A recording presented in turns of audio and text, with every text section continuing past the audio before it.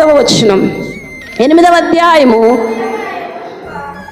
ఉదయమున యెహోషువ వేకువనే లేచి జనులను వ్యూహపరిచి తానును ఇశ్రాయేలు పెద్దలను జనులందరికీ ముందుగా హాయి వీధికి పోయిరే. దేవునికి స్తోత్రం కలుగునుగాక.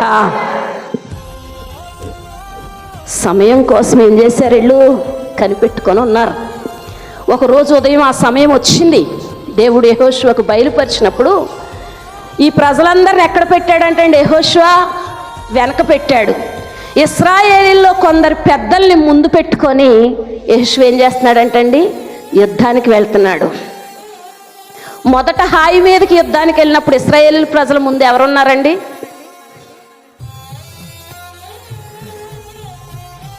శత్రువు, అపవాది ఉంది. మనం ఏమి ప్రత్యేకంగా బొట్టు పెట్టి పూలు పెట్టి ఆహ్వానించక్కర్లేదండి.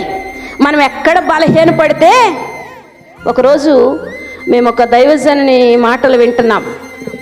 అక్కడ దైవజనులు అడుగుతున్నారు సేవకుల మీటింగ్లో, సాధారణంగా అపవాది యొక్క ఆయుధాలు ఏంటి అని అడుగుతున్నారు.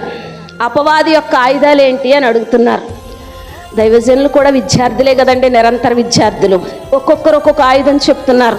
వాక్యము, అవిశ్వాసము, లేకపోతే అవిధేయతో, లేకపోతే ఇలా మనం రోజు చెప్పుకున్నట్టుగానే రకరకాల ఆయుధాల గురించి చెప్తుంటే, మీరన్నీ చెప్పేస్తే నేను ఒక మాట చెప్తానన్నారు ఆ దైవజనులు. చెప్పండి అయ్యా అని అడిగితే ఆయన ఏం చెప్పారో తెలుసా? మీ బలహీనతలే అపవాది యొక్క ఆయుధాలు.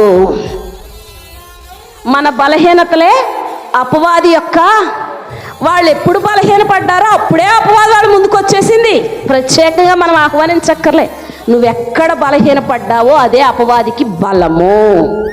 అపవాది యొక్క బలం నీ బలహీనతలో ఉంది. అపవాది యొక్క బలం నీ సందేహం కావచ్చు. అపవాది యొక్క బలం నీ నిద్రే కావచ్చు. అపవాది యొక్క బలం నీకు ప్రార్థన లేకపోవడమే కూడా కావచ్చు. ఇప్పుడు వీళ్ళ ముందు దేవుడు యెహోషువను ఉంచాడు.